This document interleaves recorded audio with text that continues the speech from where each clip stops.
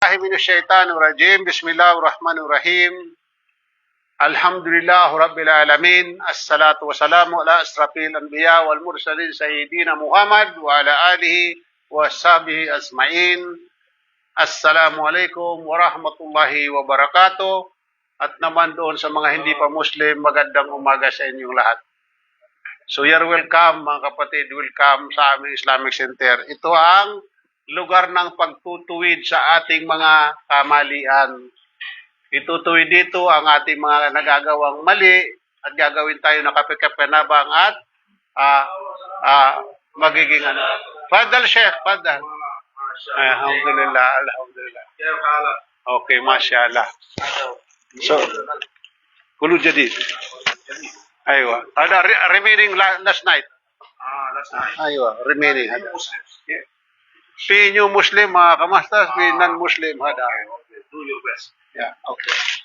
So, itong ano, mamaya, mga kapatid, mga brother, mayroon tayong mga question and answer. Bibigyan ko ng pabango yung magtatanong, ha?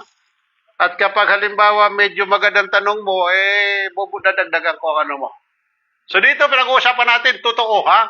Wala tayo dito takot or mahiya. Basta tayo magsasabi lamang tayo dito ng totoo. Sapagkat pinapakahalaga yan na malaman natin ang katotohanan. Ako nga pala ang inyong kapatid, si Brother Rashid Ramasasa, na taga Samar, waray-waray ako. Dito sa Saudi Arabia, siguro, bibigyan ko ang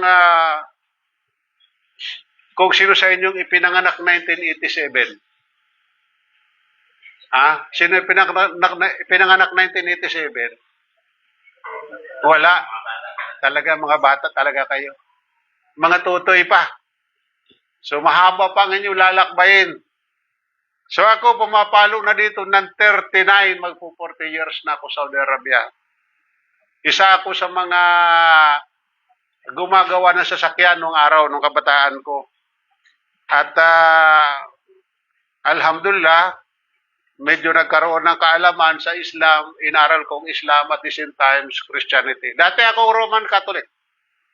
Kaya kung Roman Catholic kayo, pwede kayo magtanong, maging ano, Biblia man yan o Quran, ano man tanongin ninyo, walang problema yan. Dahil ipapaliwanag ko ng malinaw sa inyo. Hindi ako katulad sa mga ibang mga ngaral sa Christianity, hindi ka sasagutin sa kanila maayos kapag nagtanong ka. Sasabihin lang sa iyo, huwag ka na magtanong, sumunod ka na lang. Dito hindi pwede. Pag mayroon kang pag-aalinlangan, tanungin mo para maging malinaw sa atin. Sapagkat bakit? Nakasalalay dito ang ating kaligtasan. Tayo ay nilikha ng Allah subhanahu wa ta'ala bilang tao. Anong purpose natin? Bakit tayo nilikha ng Diyos? Anong purpose? Ano nga, bilang tao, anong purpose natin? Bakit tayo nandito sa mundo na ito? Para dumami. Go to the world and multiply. Pero bukod doon, mayroon pang mahalaga. Mayroon pang mahalagang purpose kung bakit tayo nandito. Para? Sino? Mashallah. Halika dito. Halika. Talagang masigasig ito. Kagabi pa ito nakadali Kagabi pa ito. Para tayo sumamba sa Diyos. Ito yung purpose natin. Hindi para magpakaalipin sa mundo na ito. Kaya pagsamba sa Diyos, mahalaga. Kinakailangan ang ating pagsamba. Tiyak na yun ang Diyos ang ating sinasamba. Sapagkat pag nagkamali tayo ng pagsamba, ay magiging walang silbi ang ating pagsamba, nagkasala pa tayo. Napakahalaga mga kapatid, huwag tayong basta-basta, hindi biro ang pagsamba sa Diyos. Sapagkat kapag sumamba ka ng Diyos na ibang Diyos ang nasamba mo, patay kang bata ka. Masisira, sabi ni Digong, masisira ang buhay mo. Dito sa mundo, wala tayong panagutan. Walang problema. Ang ating panagutan lamang dito kung tayo makakalabag sa batas ng ating lipunan. Ngunit sa Diyos, wala tayong panagutan. Walang problema yon. Pero pagdating doon sa kabilang buhay, huwag natin sabihin, mga bata pa tayo. Mga bata pa kayo. Bakit? Hindi ba tayo tatanda? So, kinakailangan, mapag-aralan mo. pag ako ba'y napunta sa kabila, ano mangyayari sa buhay ko? Ano ba ang magiging buhay ko doon sa kabila? Yung mga kapatid, pinag-aralan. Yan ang tinatawag na balance. Balanse. Pinag-aralan mo ang mundo na ito habang nandito ka pa sa mundo na ito. Ngunit, higit mong pag-aralan ang kabilang buhay sapagkat kapag dito, umalis ka sa mundo na ito, tatawid ka sa kabila, sa ayaw mo at sa gusto, tatawid tayo doon. So, dapat alam mo doon. Ano bang mangyayari sa akin? Saan ba ako pupunta? Iyon mga kapatid ay paglilinaw. Katiyakan na lilinawin natin. Iyan ang aking pangalan sa baba mga kapatid. Kung gusto niyo akong kaibiganin sa Facebook, walang problema. Andi dito yung aking calling card. Mayroon akong mga kunin niyo yung calling card ko. Ayan, kumuha kayo dito. Kung gusto ninyo akong kaibigan, kung ayaw nyo naman akong kaibigan, awayin ninyo ako, walang problema. Hindi ko kayo awayin. Okay.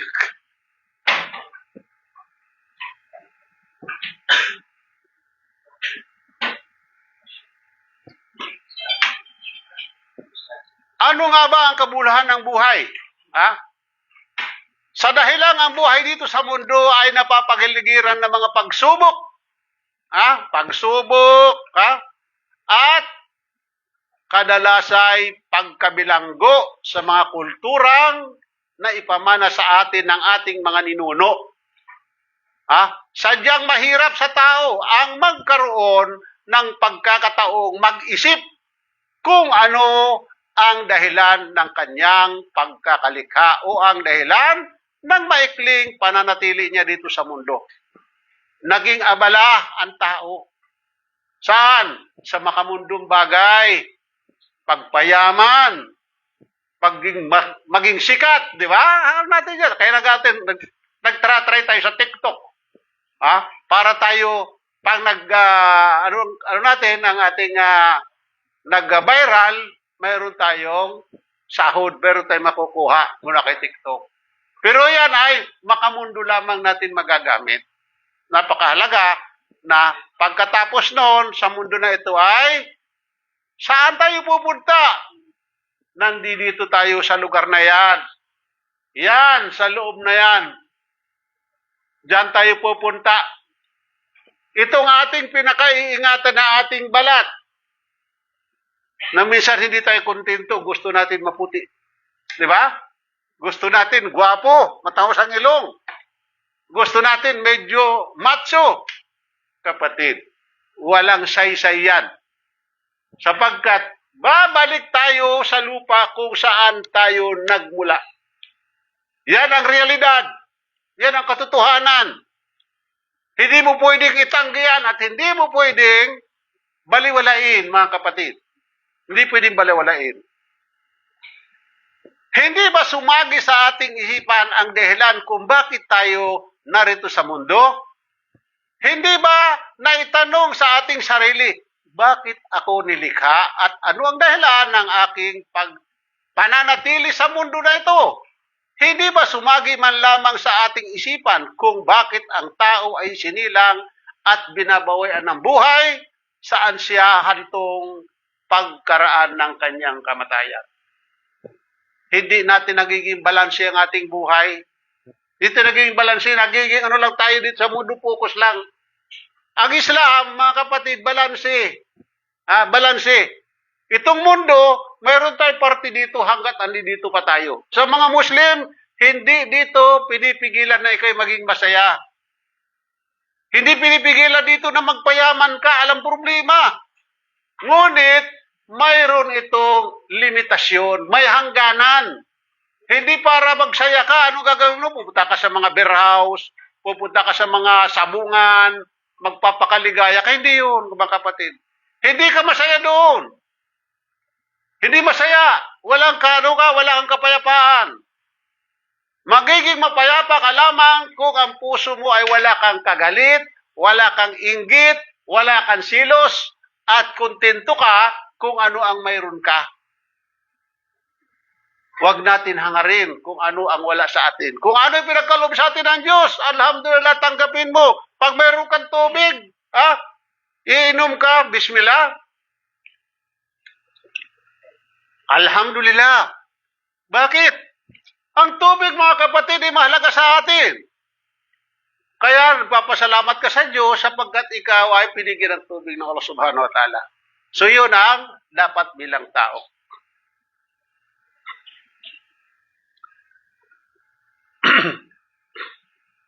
So mga kapatid, ang ating topic ay isa itong panggising sa atin. Dahil nagiging pabaya tayo, sa ating sa ating pamumuhay. Di nyo ba napapansin sa atin? Di ba napapansin sa atin ang ating nasa gobyerno? Walang kasiyahan, parang mga buhaya, parang mga mga gutom na hindi lang buhaya, siguro mga elepante na yata yung mga pinakamasamang hayop. Biruin mo, hindi pa nasisiyahan yayaman na. Pero talaga naman makita nyo ang pera nila. Para bang sa kanila walang kakuntintuhan. Ito yung mga kapatid, ang sakit sa tao na walang paniniwala sa Diyos. Yan ang sakit. Nagiging gahaman. Nagiging wala silang pakialam sa kailang kapwa. Makita nilang gumagapang ka sa hirap, sila natutuwa. Alhamdulillah sa Islam, no. Pansinin ninyo ang karamihan ng mga bansang Muslim. Mapapayapa sila dito, maulad ang kailang buhay. Bakit? Sapagkat ang umiir na batas dito ay batas mula sa Diyos. Ang Diyos kapag nagbigay ng batas, pantay-pantay. Pag dito nagkasala sa bansa nila, o sa mga bansang ganun, sa mga Muslim bansang mga Muslim. Kahit kanino ka pa anak, ipapataw sa iyo ang batas dapat. Sapagkat ang batas ay para sa lahat. Hindi sa atin. Pero protektahan pa ang mga kriminal. Di ba? Lalo yung pumatay nung yun namaril sa school, protektado ng mga pulis. Bakit?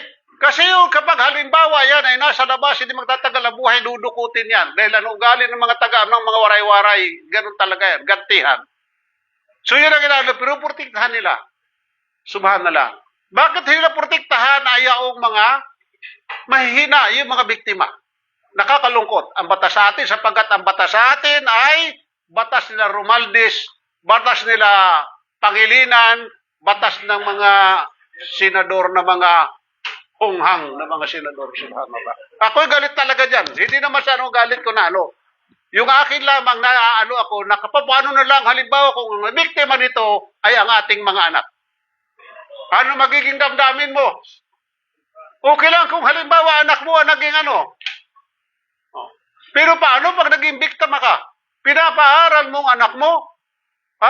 Binibigay mo lahat ang kailangan ng mga anak mo sa pagmamahal mo, tapos sasayangin lamang ng walang kwentang Tapos, mga ngatwiran, ano pa sila?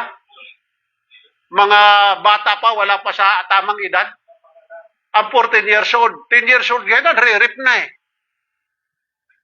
Subhanallah. Kaya ako medyo nasasaktan sa mga nangyayari sa bansa natin. Mula nung mawala si Digong. Hindi ko kinakampanya si Digong Mula nung nawala si Digong, wala nang takot ang tao sa atin gumawa ng krimen. Sa anong dahilan? Kasi pinapabura nila ang mga kriminal kaysa doon sa mga biktima. Subhanallah. Ano mangyayari sa tao pagkaraang lisan niya ang mundong ito? Or pansamantalang buhay dito sa mundo nito? Hindi ba naitanong sa ating sarili kung bakit nilikha ng Allah subhanahu wa ta'ala ang mundo at ang mga nilalaman nito? Hindi ba umisip sa atin isipan kung bakit? So dapat, magmuni-muni tayo pag tayo halimbawa ay nag-iisa. Ano kaya ang mangyayari sa akin? So ngayon, maaari sabihin natin na mahaba-haba pa naman ang aking buhay dahil bata pa ako. Mga kapatid, ang buhay ng tao walang nakakatiyak kung kailan ito kukunin sa atin. Bakit? Hindi ito atin.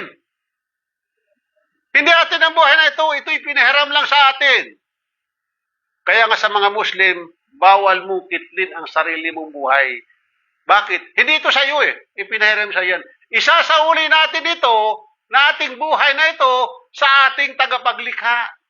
Kaya kinakailangan ingatan mo. Maging ang iyong katawan, ingatan mo rin, sapagkat ito pinahiram din sa ito. Pinahiram din sa atin to. Kaya mga Muslim, makikita mo, bawal mo saktan ang kanyang katawan. Bawal mong tatuan. Bawal imbalsamuhin ang patay. At iniingatan maging sa bagig ang patay ng mga Muslim, hindi katulad sa ibang pananampalataya, minsan pinasusunog, minsan tinatanggalan ng dugo, tinutusok dito at hinihigop yung dugo at lalagyan ng formalin. Mga kapatid, sa aral ng Islam, ang bangkay ay mayroong pang pakiramdam. Naririnig pa niya at nalalaman pa niya nangyayari sa paligid.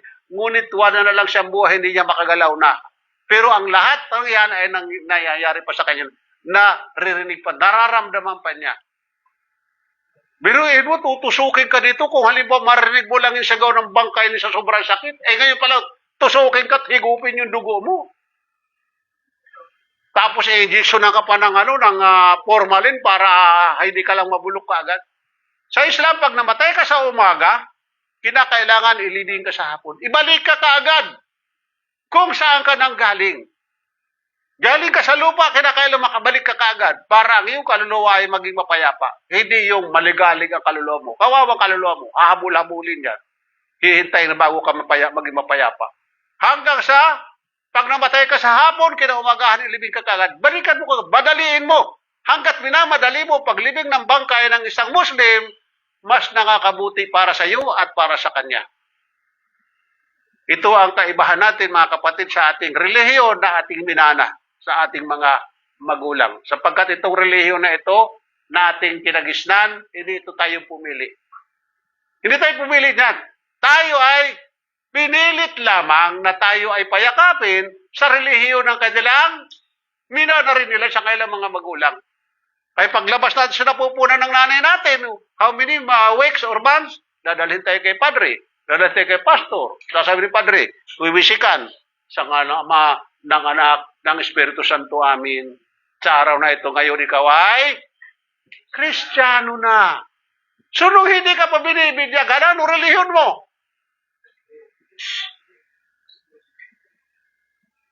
Isa ka ng Muslim at ang relihiyon mo ay Islam. By nature yan. Hindi mo pwede itanggihan. Sa ayaw mo at sa gusto, ikaw ay nasasakop kung anong batas ng Diyos na gusto ng Diyos. Yan ang ibig sabihin ng salitang Muslim, ikaw ay sumusunod, sumusuko, tumatalim at nagpapasakop sa nag-iisang Diyos. Sige, kukontrahin natin. Okay. Kontrahin natin ang batas ng Diyos. Ayaw mo sumunod sa Diyos. Sige. Ipikit mo mata mo kaya. Huwag mong gamitin yan. Kaya mo ba, bro? Magailang oras hindi natin kaya. Yan ang batas ng Diyos sa mata mo para yan ay tumingin. Hindi mo pwedeng kontrahin yan. Okay, tainga mo. Ayaw mong sumunod sa Diyos. Gusto mo kontrahin ng kanyang takpan mo yan. Huwag kang makinig. Kukontrahin mo. So lahat ng parte ng ating katawan, mga kapatid, ito'y kusang susunod sa batas ng Diyos. Sa ayaw mo at sa gusto, wala kang magagawa. Ikaw ay nasasakop sa kanyang batas, kaya ang buong katawan mo ay matatawag na Muslim, maliban dito sa nag-iisa mong parte ng katawan, yung puso. Assalamualaikum. Waalaikumsalam warahmatullahi wabarakatuh. Ewa. Keluar baik. Hina.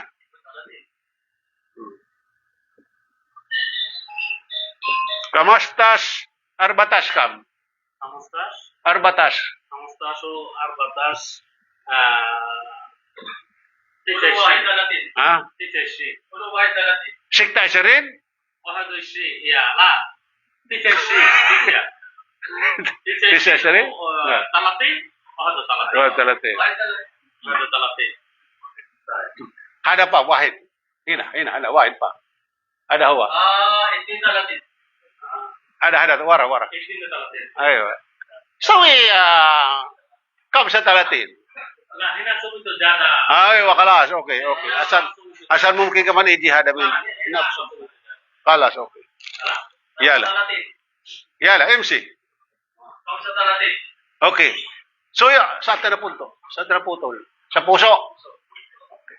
Lahat ng parte ng katawan natin, tinatawag sa Arabic ito ng pitra. Pitra, ang ibig sabihin ng pitra, by nature. Susunod at susunod yan. Sa ayaw mo at sa gusto. Sumaliba dito sa ating puso. Dito itong puso natin, kaya tinatawag sa Arabic ito na kulub. Gumigiwang, pabago-bago. Andyan yun, selos, inggit, galit, andyan lahat yan. So kung itong katawan natin, ang puso ay makokontrol mo, kung anong nais ng puso mo, buong katauhan mo ay matatawag na Muslim. Kaya kinakailangan bilang tao, kontrolado mo ang puso mo, hindi ikaw ang kukontrolin. Ikaw ang magkukontrol dito. Kasi dito pumapasok si Satan. Dito bumubulong. Pag mayroong halimbawa galit, nakita mo, sasabihin si Satan, tirahin mo na yan. Baka unahan ka pa. So isa yan sa mga problema, si Satan. Andi dito sa ating dugo yan. Nananalaytay sa ating dugo, Satan. Kaya kung wala kang protection laban kay Satan, madali ka niya na bubulid sa mga kasalanan. Tulad ng mga gumagawa ng mga krimen, na mabigat na krimen. So nagiging sila, sunod-sunod kay Satan. Kung ano ang gusto ni Satan, yan ang kanilang ginagawa. Natatalo sila. Pero kung halimbawa, malakas ang iyong panampalataya, ikaw ay protektado ng Allah subhanahu wa ta'ala, ng Diyos natin, mapipigil mo ang iyong sarili sa paggawa ng mabigat na kasalanan. Dahil matatakot ka. Samantala, kung wala kang proteksyon, ang Satan ang magngingibabaw sa iyo, wala kang takot na sa Diyos. Kaya kinakailangan mo ngayon ang proteksyon sa Diyos. Ang proteksyon ng mga Muslim ay ang kanilang pagsasagawa ng sala. Kaya mapapansin mo, maging Muslim siya, born Muslim, Arabo, ano man yan, kapag wala siyang sala, maaaring makagawa siya ng mabigat na kasalanan. Pero kapag nagsala ka 5 times a day, araw-araw habang nabubuhay ka, kontrolado mo sarili mo. Alam mo, na yan ay hindi makakabuti sa iyo ang paggawa ng kasalanan, kaya ikaw ngayon ay magpipigil ng sarili. Kaya marami ang mga pamamaraan sa mga Muslim para ang tao, para mapigil niya kanyang sarili. Unang-unang pagpasting. Tulad kahapon, fasting kami dahil Asyura. So, pinigil namin, halimbawa ito, tubig, hindi bawal ito. Pero pinigil ko, maghapon yan. Mula sa madaling araw, hanggang sa paglubog ng araw, hindi ako tubikim ng tubig. Pagkain, hindi naman bawal ang pagkain. So, mula sa madaling araw hanggang sa lumugang araw, hindi rin ako kumain. Lahat ng mga makamundo bagay na aking isusubo sa aking bunganga, pinigil ko. So, kung ang mga bagay na ito ay kaya kong pigilin, tulad ng tubig na hindi naman bawal, ibig sabihin, mas higit ko na mapipigil ang paggawa ng kasalanan. Sapagkat ang paggawa ng kasalanan natin, tayo lamang yan ang ating sarili, ang ating ipinahamak. Yung paggawa natin nga mabuti, tayo din lamang ang makikinabang doon. Nakuha niya mga kapatid? Bakit kayo nalungkot? Nakikinig. Akala ko sumama ang loob nyo. Masyaallah. Okay. Wala ba nasaktan? Bakit nilikha ng makapangyarihang Diyos ang araw, buwan, mga bituin at iba pang nasa kalawakan? Ano ba ang nararapat gawin ng tao sa kanyang buong buhay? Inaakala ba ng tao na siya ay nilikha ng walang dahilan? Inaakala ba niyang hindi siya magkakaroon ng pananagutan pagkatapos ng kanyang kamatayan? Ito yung iniisip natin lagi. Isipin natin, tayo ay mamamatay. Kapag hindi mo inisip na ikaw yung mamatay, babaliwalain mo. Hahayaan mo lamang na ikaw ay mundo na ito. Hahayaan mo na madayak ng mundo na ito. So kung halimbawa isipin mo na ikaw, mamamatay ako. So hindi ka gagawa ngayon ng mga mabibigat na kasalanan. Maaari makakagawa ka ng kasalanan na hindi naman gaano kabigatan. Normal yan bilang tao. Huwag kang matakot. Huwag kang mag-alala. At ganun pa man, maski makagawa ka na mabigat na kasalanan kapag nagbalik loob ka sa Diyos, patatawarin ka. Patatawarin ka. Bakit? Nilikha ka ng Diyos. Alam niya ang gagawin mo. Kasi nung likhain ng siya ang ating ninuno na si Propeta Adam, ano sabi ng Diyos sa mga anghel? Kausap niya mga anghel, wala pa yung tao. Nandoon si Satan, si Iblis. Tawag si Satan, si Iblis, yan ang pangalan niya. Ang Satan ay hindi at tawag, katawagan sa kanya. Ano lang yan? Matawag lang niya sa yung title lang yan si Satan. Pero ang kanyang pangalan ay si Iblis. Sinabi ba ng mga parit pastor ng pangalan ng Satan si Iblis? Hindi. So sabi ng Diyos, ako'y lilikha ng tao na magmamana at mamamahala sa kalupaan. So nilikha tayo para tayo mamahala sa kalupaan na ito. Anong sabi ng mga anghel? Sumagot ang mga anghel, yala, sabi niya, ika'y lilikha ng tao na magdudulot lamang ng kaguluhan at magdadanak ng dugo sa mundo? Ano sabi ng Diyos? Nalalaman ko ang hindi ninyo nalalaman. So sa madaling salita, alam pala ng Diyos na mangyayari sa atin ito, magpapatayan tayo. Alam niya, ngunit nilikha niya pa rin tayo. Nilikha niya pa rin. At mula doon sa pagkakalika sa atin, pinasundan tayo kaagad ng propeta upang ituro sa atin ang mga bagay-bagay na hindi natin alam. Ito mga propeta na ito, mga tao. Si Adan, napakarami nila, 124,000 prophet and messenger ito. Bawat henerasyon nagpapadala ang Diyos ng propeta. Bakit? Anong purpose ng propeta na ito? Upang ituro sino ang Diyos, nasaan ang Diyos, paano sambayan ang Diyos. Ngayon, kapag nawawala itong propeta na ito, kasi ang propeta mahahaba ang pagitan niyan. Hindi lang daan taon, mga 500 years, sila propeta Muhammad at Jesus ay umabot ng 550 years. Walang propeta. So dito, ang tao naliligaw kapag nawawala ng propeta, kaya nagpapadala naman muli ang Diyos ng propeta upang muli ibalik ang aral doon sa propeta na nauna sa kanya hanggang sa dumating kay Jesus.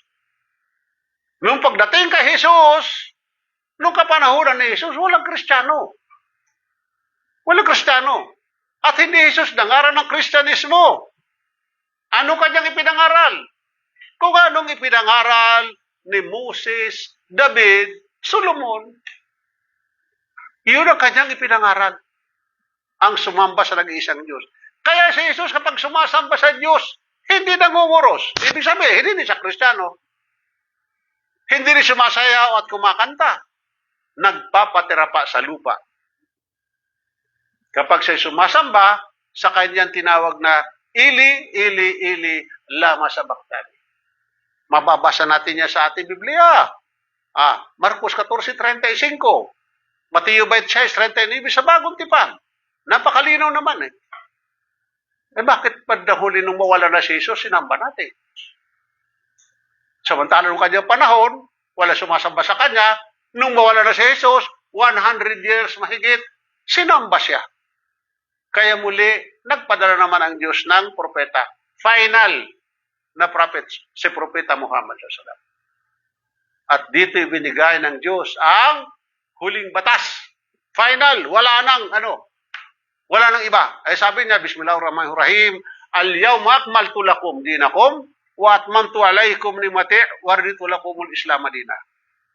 Sa araw na ito ay ginawa kong ganap at linubos ko ang aking paglinghap sa inyo at aking itinakda ang Islam bilang inyong way of life na isinalin to relihiyon.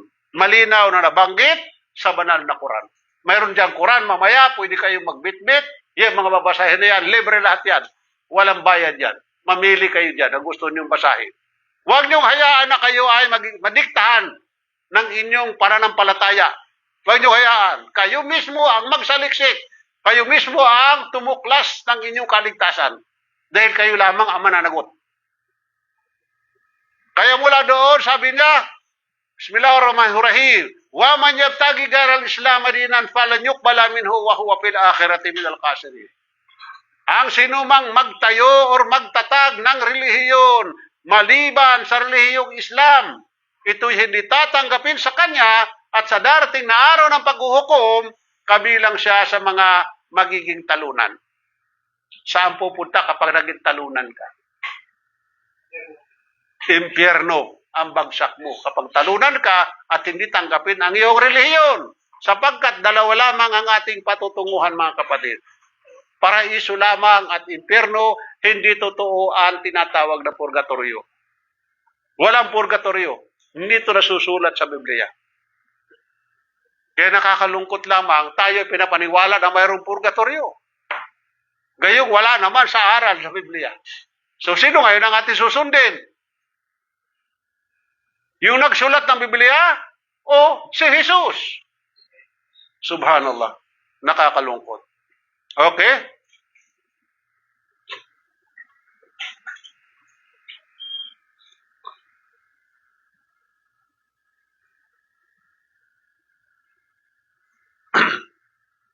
Kaya napakahalagang malaman ng tao kung sino ang tunay na lumikha at malaman din niya ang mga kaakibat sa tungkulin ng kanyang pananatili dito sa mundo. Kinakailangan mong malaman kung sino ang iyong tagapaglikha para iyon ang pag-ukulan mo ng iyong pagsamba, ang iyong pag-aalay lahat para kay Allah lamang sa iyong tagapaglikha.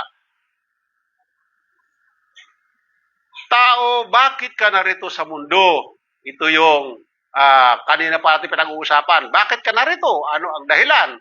Ano sabi ng ano sinabi ng Allah Subhanahu wa Ta'ala? Hindi ko nilikha ang jin at ang mga tao maliban sila'y sumamba lamang sa akin. Banal na Quran, chapter 56, verse 56, 51, verse 56. Ito pa lang ating purpose na pagkakalika sa atin upang sumamba lamang sa Kanya. Kaya ang pagsamba, mga kapatid, huwag muna tayong sumamba. Huwag muna. Kilalanin muna ang ating sasambahin. Ito bang ating sinasamba? Ito'y totoong Diyos? Kasi mapapansin mo sa atin sa kakristyanuhan, ang ating Diyos na sinasamba ay si Jesus, at ang masakit dito, yung ating sinasamba, hindi pa magkapare-pareho ang mukha. Magkaiba-iba pang mukha. Depende yun sa lahi kung anong lahi pinanggalingan yan. Anong lahi mo? Halimbawa, kung Kristiyano lahi Amerikano, ang Jesus mo ay tisoy. Ngayon, kung halimbawa naman, ang lahi mo insik na Kristiyano, ang Jesus mo naman ay singkit ang mata. Pag Aprikano naman, ang Jesus mo ay itim ang kulay at kulot ang buhok. Pagdating naman sa Pilipinas, ang Jesus mo naman ay kamukha natin at nakabarong Tagalog. Doon pa lamang mapapansin natin kung tayo halimbawa mag-iisip, bakit kaya ang aking Jesus na sinasamba ng Diyos? Iba-ibang mukha nito. At bukod doon, yung mga santo natin, magkakaiba pa. Magkaibang mayaman at saka mahirap. Kapag mayaman ka, magpapatayo ka ng gruto, may ilaw. Kompleto Ricardo, may kumikislap-kislap, may tubig na tumutulo. Ngayon kung ikay na mahirap ka na Kristiyano, wala kang panggawa ng wala kang panggawa ng gruto na yan, pupunta ka ng Quiapo, pupunta ka ng Divisoria, kasi ka lamang nito ang iyong Diyos na sasambay. Bibilhin mo, magkakaroon pa kayo ng tawaran. Magkano ba yan? 20. Napakamahal naman. 15 na lang. O nagkasundo kayo ngayon. Iuwi mo yan. Ingat na ingat ka ba? Baka mahulog. Ingat na ingat ka. Pagdating sa bahay, lalagay mo sa altar mo. Tuwing linggo, bibili ka ng bulaklak ng sampagita, isasabit mo sa liig. At tutusok ka daw ng kandila at doon ka ngayon magluluhod. Mga kapatid, napakataas ng ating bilang tao. Kung naniniwala tayo na itong ating binili na ito ay makapangyarihan, huwag itong ating sambahin. Hanapin mo ngayon ang umukit nito. Hanapin mo ang gumawa nito at mas makapangyarihan doon sa iyong sinasamba. Ganun lang kasimple. Doon halimbawa, itong ating sinasamba, yung ating na yan, itong Nazareno na yan. Napakarami dyan na nakikipagtulakan, nakikipagsiksikan yan upang makapagpunas lamang ng kanilang panyo. Ha? Di ba? Mapapansin ninyo pag tuwing pista ng Nazareno na yan. Pampunas ang panyo. Bakit na nakipagpunas ang panyo?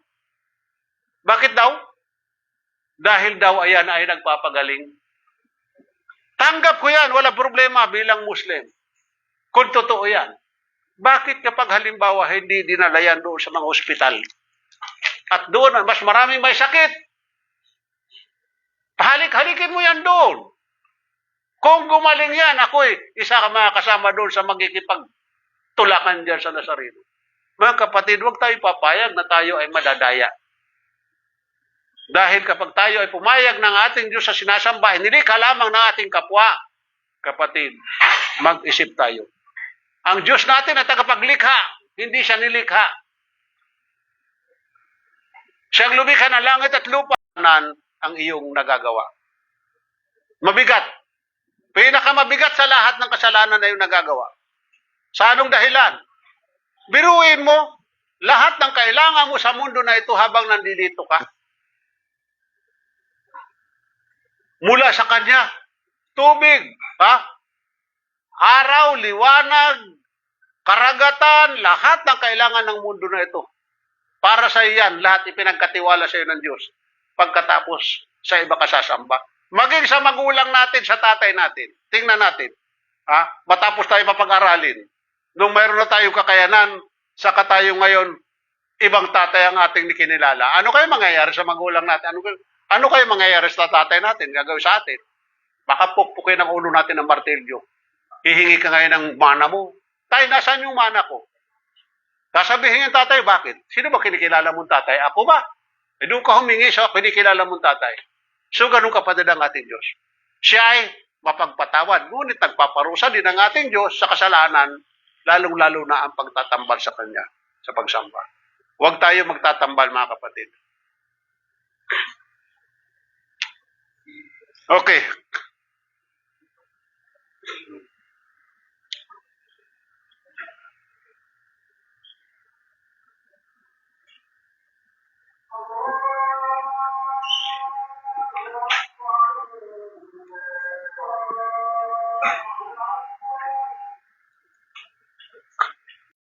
Ano muna natin ito sa pagtawag? Yun yung panawagan ng sala.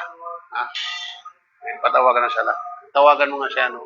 Tamo, wag niya akong istorbohin dito, nagle-lecture ako. Oo. Doon na lang kamo siya kumuha. Okay. So, hintayin natin, ito'y panawagan sa pagdarasal. Sa atin naman, batingting. Di ba? Pero yan, magandang meaning. Sasabihin ko sa inyo nga, ipapaliwanag ko ang meaning niyan. Para malaman din ninyo. Dahil lalo-lalo na yung mga first timer, ako nung araw, inis na inis ako, pakinggan ko yan. Bakit? Hindi ko naman alam, walang paliwanag sa akin ang meaning niyan.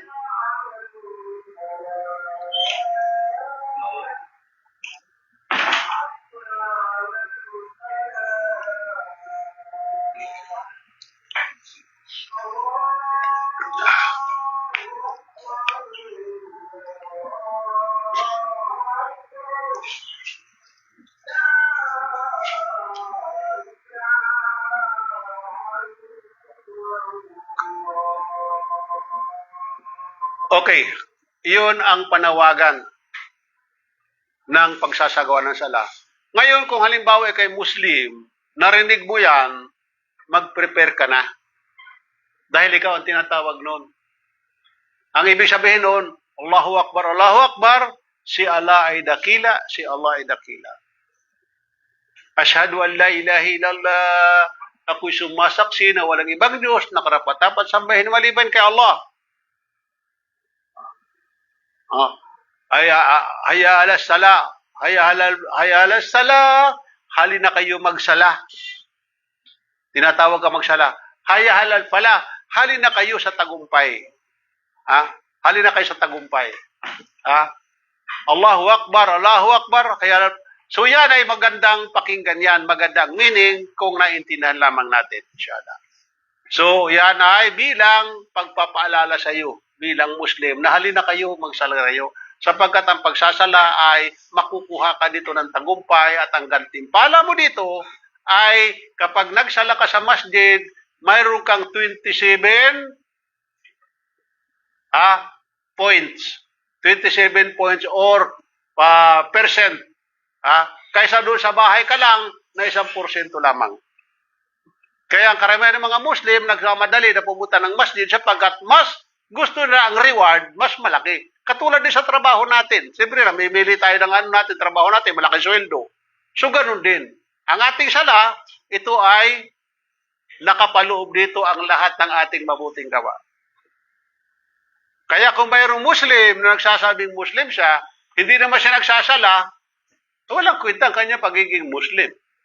Hindi totoo. Wala sa kanyang puso.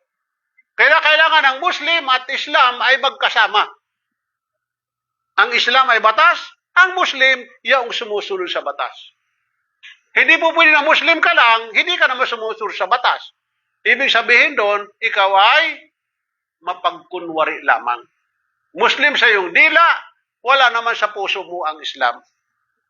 Kaya ikaw ay nagkukunwari. Ang iyong hahantungan sa impyerno ng apoy, doon sa pinakailalim, kumbaga sa totoong kailalagay dahil ikaw ay tinatawag sa Arabic na munafik, mapagkunwari. Mas mabigat pa kasalanan niya doon sa mga hindi Muslim, doon sa mga hindi nagsasala. Dahil siya ay napagkunwari, alam niya, pero hindi niya ginagawa, nagkukunwari lamang siya. Hindi po pwede dito ang pagkukunwari. Oo, nagkukunwari, halimbawa sa isa rin pwede kitang lihiman, sabihin mo sa iyo, nagsasala ko.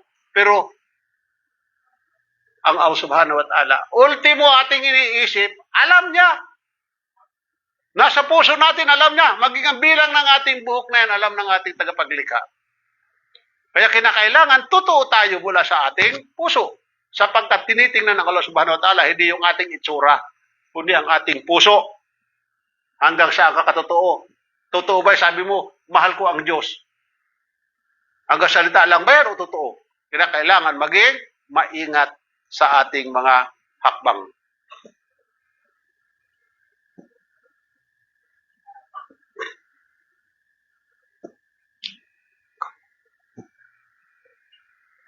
Ang ilang mga sugo at propeta na kanyang isinugo ay sina Noah. Ito, mga pangalan ng mga propeta. Sila Noah, Abraham, Ismail, itong si propeta Ismail at Isaac, anak ito ni propeta Abraham na dalawa. Magkaiba nga lang sila ng nanay. Pagkatapos si David, hanggang kay Solomon, Moses, Juan Bautista, Jesus, at ang panghuli ay si propeta Muhammad sallallahu alaihi wasallam.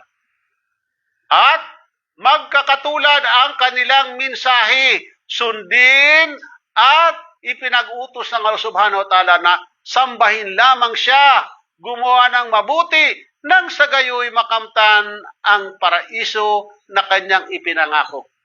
Sino nangako ng paraiso? Hindi si Propeta Muhammad sallam. Hindi may bibigay sa atin ng propeta ang paraiso. Hindi si Jesus may bibigay ang paraiso sa atin sapagkat sila man din ay kailangan nila ng paraiso. Ang makapagbigay lamang ng paraiso, yung nagmamayari ng paraiso. Sino yun? Ang kanyang pangalan ay si Allah. May pangalan ng Diyos natin, hindi God, hindi Lord. Ang God at Lord ay hindi yan pangalan. May pangalan ng ating Diyos. Ipinakilala niya sa pamagitan ng kanyang revelasyon. Bismillahirrahmanirrahim. Innani ana Allah, la ilaha illa ana fa'budni wa aqimi salah li dhikri.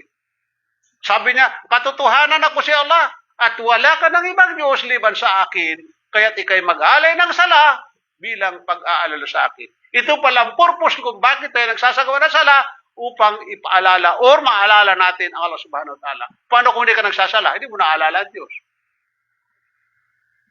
Kinakailangan lagi alahan natin ang Diyos. Kasi sa tuwin na marinig din sa mga Muslim, alhamdulillah, salamat sa Diyos. Lagi nababanggit ang pangalan ng ating Diyos. Upang tayo ay lalo pang bigyan ng mga biyaya. Upang tayo ay gabayan sa ating pang-araw-araw na pamumuhay. Ang mga Muslim, kaya sabi ng ilan, sabi niya, ang mga Muslim matatapang. Totoo yan. Matapang sila na, pigilan ang sarili. Hindi, matapang ka't pumapatay ka ng marami. Hindi matapang. Sinabi ni Propeta Muhammad Salam, ang pinakamatapang na tao, yung nakontrol niya ang kanyang sarili. Dahil mahirap kontrolin ang sarili natin.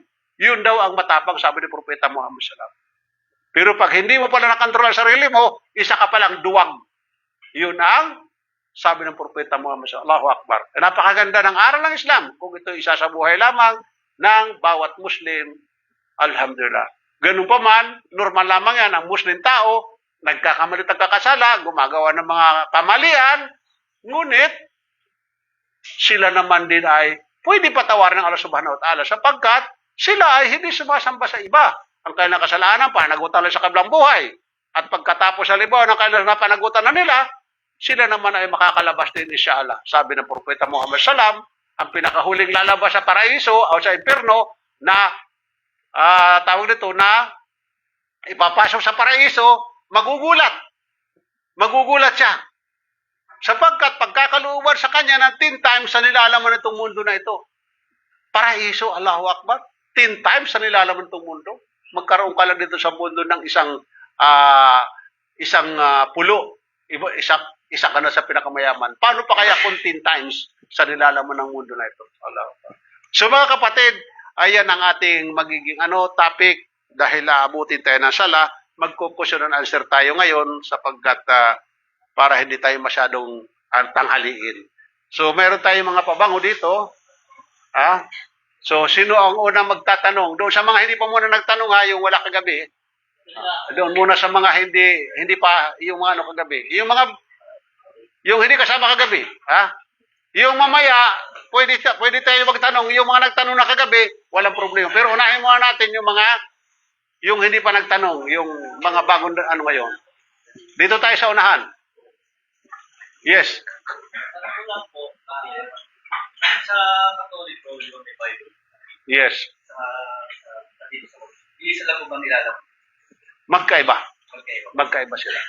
Sapagkat ang Quran, mga kapatid, ang Quran ay purong salita ng Allah Subhanahu wa Ta'ala, yung ating Diyos. Paano karating kay Propeta Muhammad Salam? Sa pamamagitan ni Anghel Gabriel. Si Anghel Gabriel ang tagapagdala ng mga mensahe. Mula pa sa mga unang yan ang trabaho.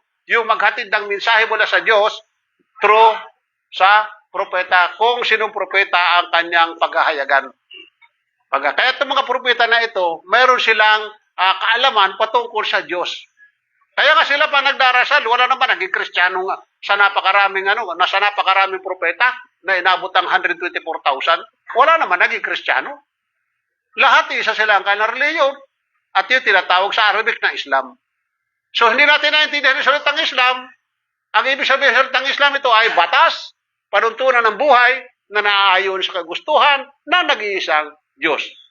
Meron siyang pautos sa kahulugan, pagsunod, pagsuko, pagtalima, at pagpapasakop sa nag-iisang Diyos na yan. Kaya kung ikaw ay susunod, susuko, tatalima at pagpapasakop sa nag-iisang Diyos na yan, ikaw ay tatawagin na Muslim. Kahit wala kang balbas, kahit hindi mo sutang ganito, kahit wala kang ganito, kung ikay susunod, susuko, tatalim, nagpasakop sa nag-iisang Diyos na tatawagin ka rin Muslim at kahit ikaw ay hindi marunong mag-Arabic, ganun ang tinatawag na Muslim. Hindi. Nakita mo, nakasuotan ganito, Muslim yan, kapatid. Kasuotan lang ito. Hindi yan nagpapamuslim sa tao itong kasuotan. At maging sa lahi niya, hindi nagpapamuslim yan. Tandaan natin, Mali na sa'yo, kapatid? Allahu Akbar. Next. Yes.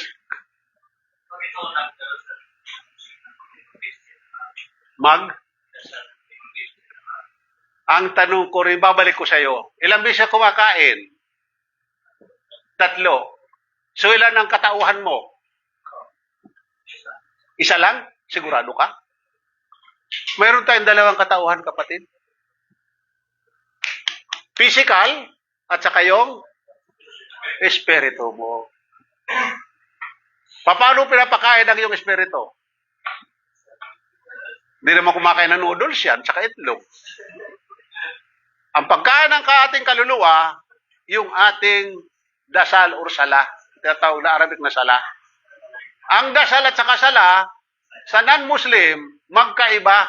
Sapagkat sa ating mga Kristiyano, pag nagsabi tayo, Panginoon, patawarin mo ako, akala natin dasal na yan. Hindi yun dasal. Panalangin lang yun. Ang dasal sa Muslim, binigkas ng bibig, tinanggap ng iyong puso at isabuhay mo. Kailangan may aksyon. Hindi po pwede puro paniniwala lang, hindi po pwede puro salita lang. Kailangan kasama ang iyong katawan. Kasama ang katawan, puso at isipan. Here, kapatid, ang aral ng Islam. Allahu Akbar. Malinaw? O next. Yes. Anong bang pinagkaiba sa Muslim at sa Islam? So, Okay. Okay. Ang pinagkaiba sa Islam at Muslim, sabi ko nga kanina, ang Islam ay batas, ang Muslim ay yung sumusunod sa batas. Hindi dito pinag-uusapan ang lahi. Maraming tausog ang hindi Muslim. Maraming Maranao ang hindi Muslim. Maraming Arabo ang hindi Muslim. Hindi nagpapamuslim ang kanyang lahi, kapatid. Kung ikaw ay susunod, susuko, tatalima sa nag-isang Diyos na yan, kahit ikay Bisaya, Ilocano, Tagalog, Amerikano, Hapon, Inchik, ano man ang galing ka, tatawagin ka rin na Muslim. Kaya pag tinawag kang Muslim, proud ka dapat sapagkat ikaw yung tao na sumursunod sa kanyang mga batas. Ano bang utos ng Diyos sa atin? Maging mabuti. Napakaganda ng aral ng ano sa atin, ng Islam, sapagkat ang ating pinagkuhanan ng Muslim, pinagkuhanan ng kanilang aral ay mula sa Diyos. Hindi nagmula sa kapwa natin tao. Wala tayong karapatan gumawa ng batas para sa ating kapwa. Bakit? Ang ating kaisipan, ang ating talino ay limitado. Hindi nga natin alam kung anong hinaharap natin. Ang alam lang natin, nakaraan natin, at saka yung kasalukuyan. So, kinakailangan ng batas na umiiral dapat para sa atin, susundin natin, ay batas ng Diyos.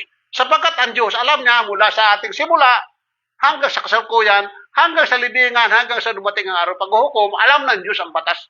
Meron siyang pinadala ng mga kasulatan, at ang nananatili na lamang ng kasulatan, ang nalakuran ng orihinal, ang mga ibang kasulatan ay wala na tayo makikita mga orihinal na kasulatan.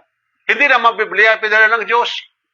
Ang Diyos natin nagpadala ng mga kasulatan, mga naunang kasulatan mula sa mga maliban sa Quran. Ano yun?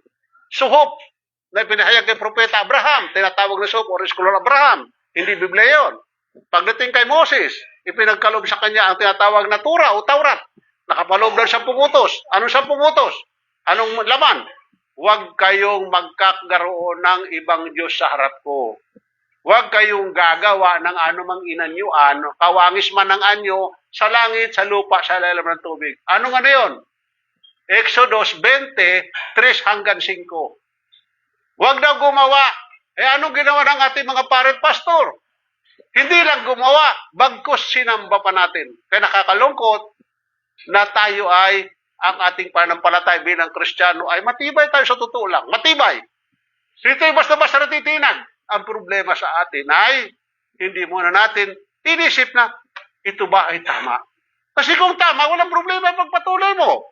Pero kung hindi, kapatid, mananagot ka kay Allah Subhanahu wa Ta'ala. Mananagot ka sa Diyos, sa tunay na Diyos.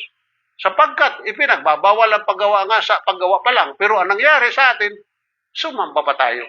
Kaya papansin mo sa atin, bawat bahay na pag Kristiyano ka, hindi ka pwede ba yung Kristiyano kung wala ka mga santo, mga Diyos-Diyosan.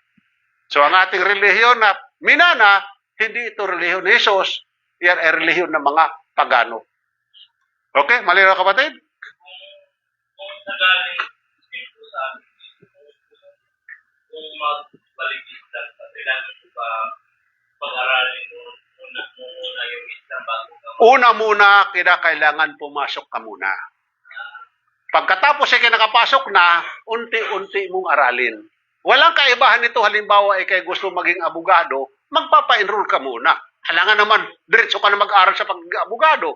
Mag-aral ka ba ng 20 taon, hindi ka magiging abogado, sapagkat hindi ka muna nagpa-enroll. Ganun dapat, kapatid. Di ba? Nung pumasok ka halimbawa, ngayon marunong ka na sumulat, di ba? Pumasok ka muna sa kinder. Ugat unti-unti na tinuruan ka kung paano sumulat, magsalita. Hanggang sa ikaw ay natuto. Hanggang sa ikaw naging professional. Ganun kapatid. Hindi sasabihin na, hindi, mag-aaral muna ako bago ako pumasok sa Islam. Mali yun. Maling katwiran. Ngayon, halimbawa sa iyong pag-aaral, nakita mo ngayon na mali pala itong Islam, well, umalis ka. Walang pipigil sa iyo. Kaya may kasabihan nga ni, subukan mo muna. Tingnan mo muna. Kung sa pagkain, tikman mo. Ngayon kung hindi masarap, niluwa mo. Ano problema nun? Di ba kapatid?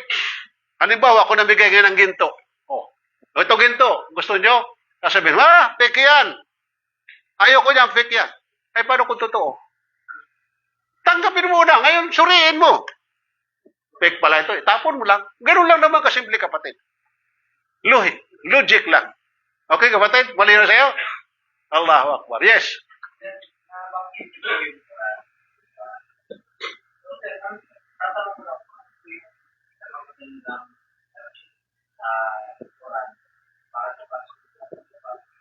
Pag? Ano hindi ko ba siya nunuan?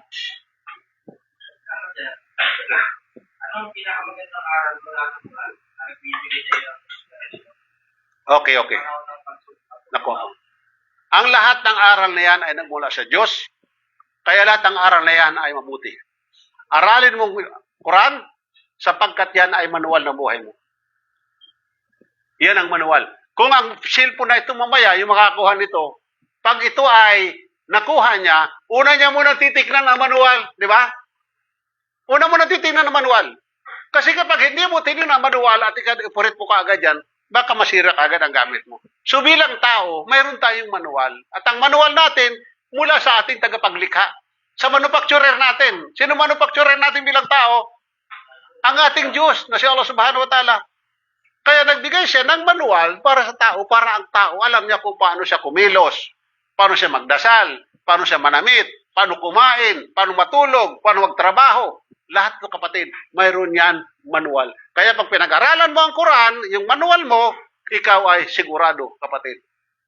Sabi ng siratal mustaqim ka, diretso ka sa paraiso. Kapag hindi mo pinag-aralan ang iyong manual, maaaring ikay makagawa ng mabigat na kasalanan, maaaring makapatay ka, maaaring magnakaw ka, mangrip ka, at maaaring sumamba ka sa iba. So, kinakailangan ng manual natin. So, ang manual nga, sabi ko nga, meron tayo dyan. Libre yan, ha? Libre ang Quran natin. Hindi ka dito, sa amin dito, sa opisina ko, wala kang babayaran ni 5. Lahat ng gusto mo, kunin mo yan. Aralin mo. At dito, inuobliga ang lahat, maski hindi ka Muslim, mag-aral ka dito. Walang problema. Hindi dito, walang discrimination dito. Sabi, hindi ka Muslim, born again ka. No. Tao ka. Tao ka, kapatid. Ikaw ay karapatan mo yon na malaman ang katotohanan. Huwag kang mamuhay ng sarado ang tainga at sarado ang mata. Buksan natin ang ating mata at ang ating tainga. Okay, kapatid? Malinaw? Allahu Akbar. Yes, next.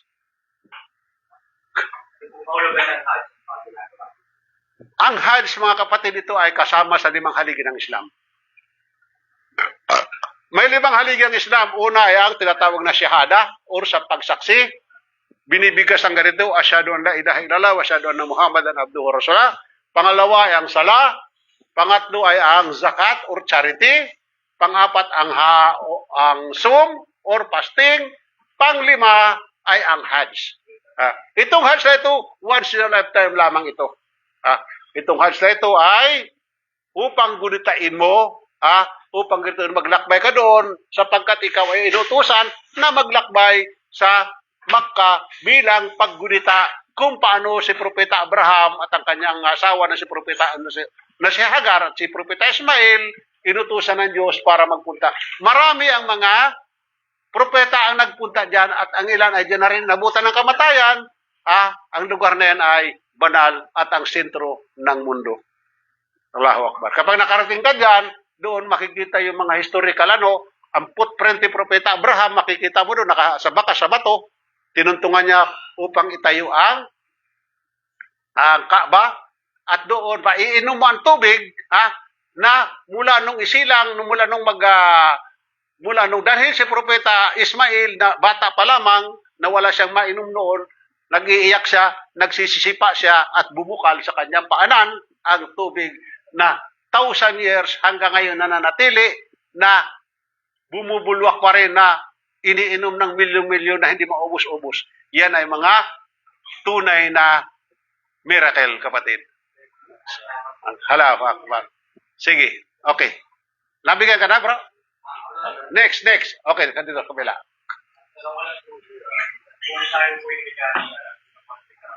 Ha?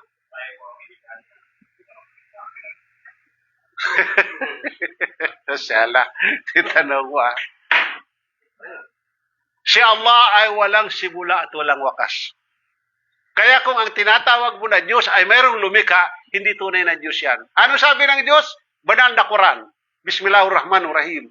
Qul huwallahu ahad, Allahu samad, lam yalid wa lam yulad, wa lam yakul lahu kufuwan ahad.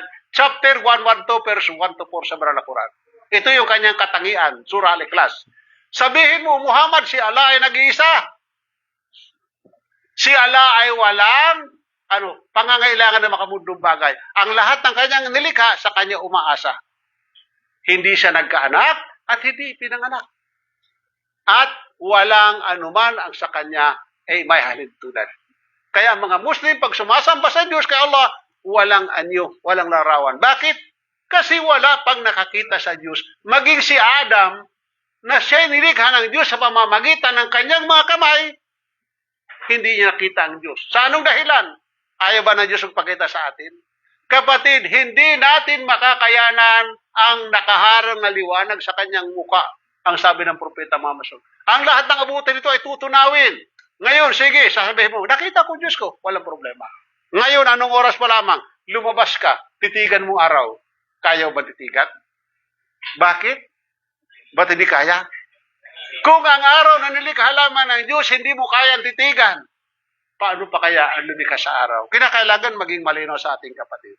Ang Diyos natin ay walang simula at walang makas. Kaya wala siyang kamatayan. Kaya upang sinasamba mo na Diyos ay pinanganak at nagkaanak, hindi tunay na Diyos yan.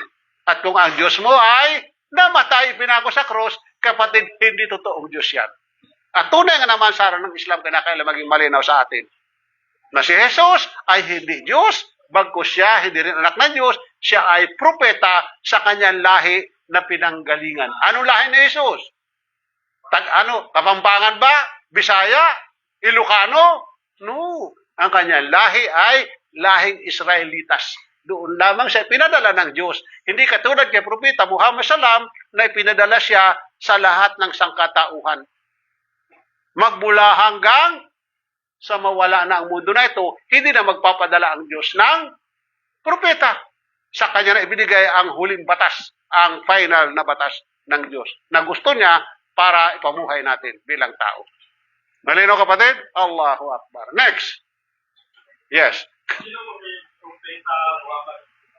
Si Propeta Muhammad SAW ay tao na katulad din natin, kumakain, umiinom, namamatay, ngunit siya ay mula sa lahi ni Propeta Abraham.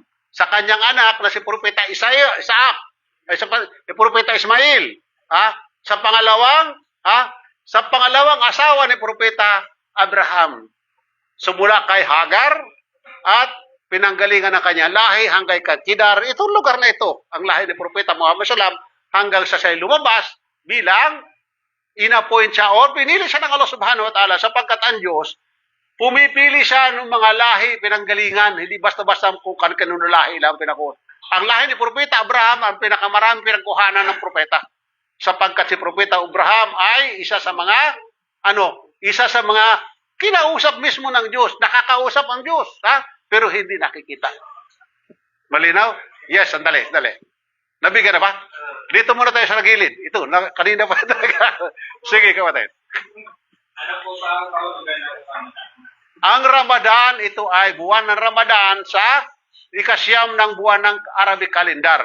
Sa buwan na ito, ang lahat ng mga Muslim ay nagsasagawa ng pagpapasting, pagsasala, sala sa gabi, at dito lumalabas ang tinatawag na Laylatul Qadar.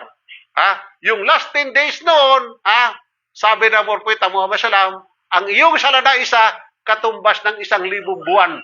Allahu Akbar. Katumbas ng 1,000 buwan ang isang sala mo. Allahu Akbar. Ay, Paano kung halimbawa, hindi buwan, taon, katumbas ng 1,000 taon, ang isang sala mo doon. Napakahaba nun. Tapos, biruin mo, pag 2 beses kayo nabutan ng Lailatul Qadar, ibig sabihin, marami kang pundok, kapatid.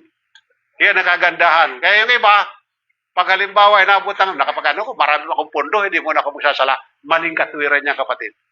Magsala ka, mag-inupon tayo, sapagkat minsan lamang tayo sa mundo na ito, kapag tayo namatay, magsisisi tayo pa rin sa kabilang buhay. Sayang, bakit hindi ko dinamihan ang aking sala?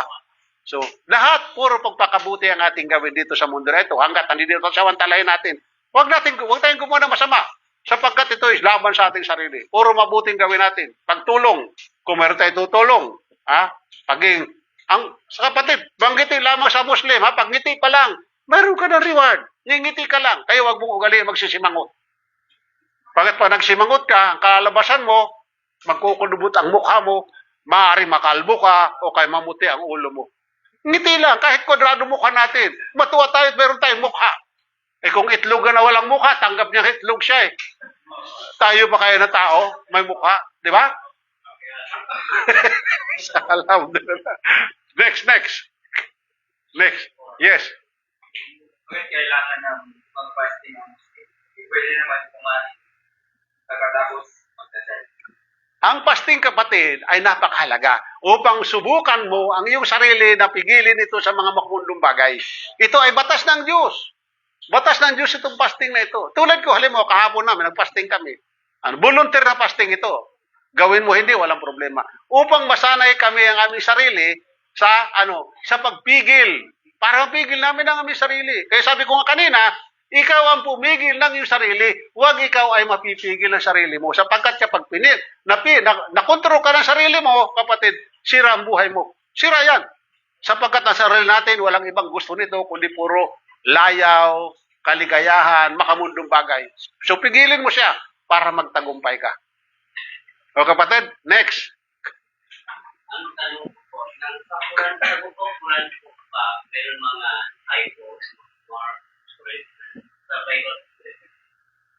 Ang Quran, mga chapter, mga pangalan, tulad halimbawa ng Nisa, Surah Nisa ito, hindi katulad ng mga disciple, hindi. Sapagkat ito ay salita ng Diyos, mayroon mga title na dapat halimbawa, Ikhlas, Quraish, yung mga mga kwento, Kunikito yung mga nakaraan na hindi pa sinisilang si Propeta Muhammad SAW, kasi ang Quran, kapatid, 3 ang kanyang kasaysayan na nasa loob.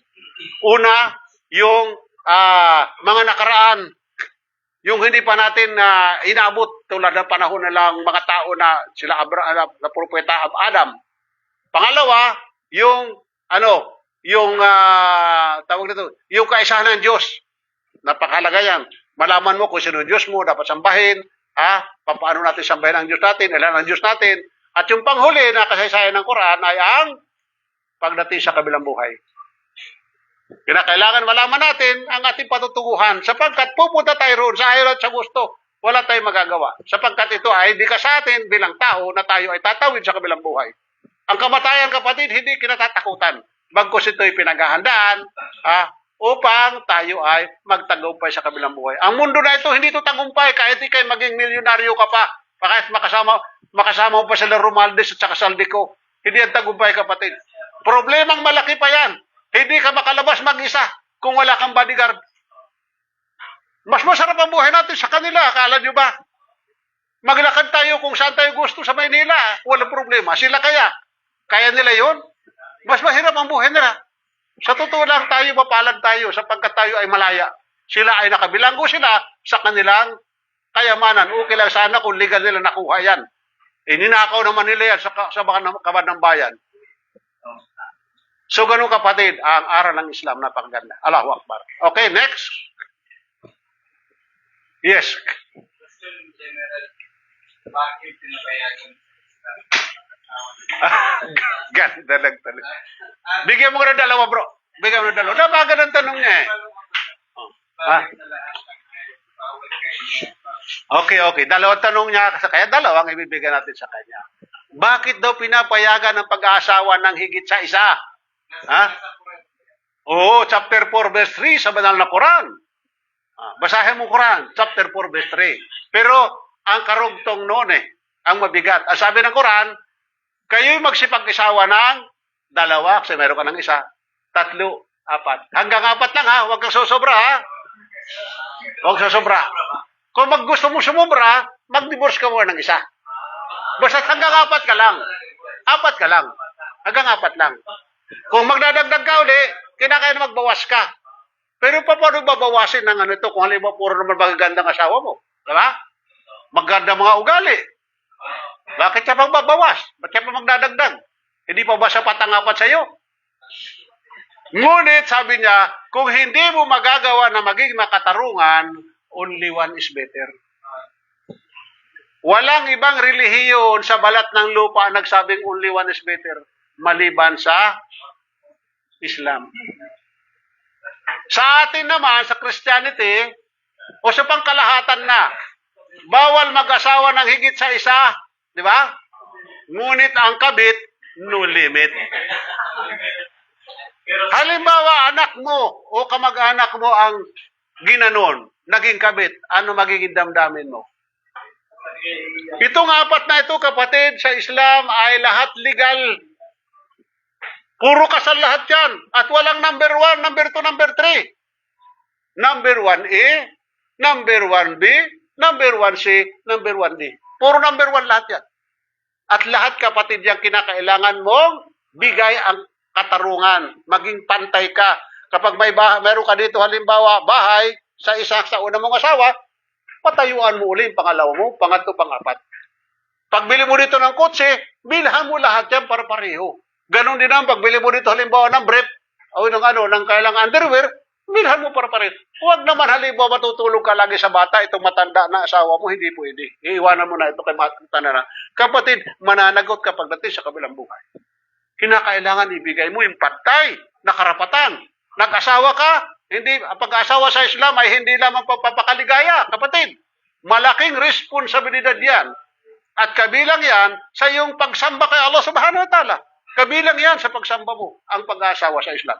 Kaya bawal sa mga Muslim ang magkabit. Kaya kung mayroong Muslim halimbawa na nakipagkabit, dapat na siyang putulan ng ulo. Bakit? Pinapayagan naman siya mag-asawa na higit sa isa. Bakit nagkakabit pa siya? At sa Islam, ang pagpapakasala hindi mahirap. Hindi mahirap. Ganun. Alam ng Diyos ang ating kategory bilang tao. Bilang lalaki, binigay sa atin ng pabor. Tayong mga lalaki lamang ang binigay ng pabor na ganun. Dahil kung tatanungin ka, kapatid, ilan ang gusto mong asawa? Yung totoo lang, ilan? 4 din. Isa lang. Kapatid. Lalaki ako. Hindi tayo kontento sa isa. Yan ang ugali natin bilang lalaki, kapatid. Tandaan mo yan. Lalaki din ako katulad mo. Aywan ko lang, mali ba dala kung medyo hindi ka pero katiyakan, kapatid. Ang nangangaral sa atin na huwag mag-asawa na higit sa isa, sino? Si Padre, kay Padre Turo yan. Wala sa Biblia yan, kapatid. At huwag na huwag kang papayag dahil kay pangangaralan ni Padre patungkol sa pag-aasawa. Sa anong dahilan? Si Padre walang experience sa pag-aasawa. Walang asawa. Mag-asawa muna siya para malaman niya ang buhay ng may asawa bago siya mangaral sa atin. Kaya huwag kang papayag dahil katuturo rin pa rin patungkol sa pag-aasawa. Sabi mo, Padre, may experience ako kayo sa iyo, mag-asawa ka muna bago mo ako pangaralan sa pag-aasawa. O dapat ka, wala silang karapatan magkasal. Wala silang karapatan. Bakit? Paano ka magkakasal? Hindi ka naman nag-asawa. Nilikha ng Diyos ito, saan gagamitin mo ito? Ha? Saan gagamitin yan? Kailangan naman yan, puro lang ihi. Kapatid, ang Diyos nilikha yan. Nilikha ng Diyos yan lahat. Hahanapan mo ng katapat yan. Hanapan mo ng katapat.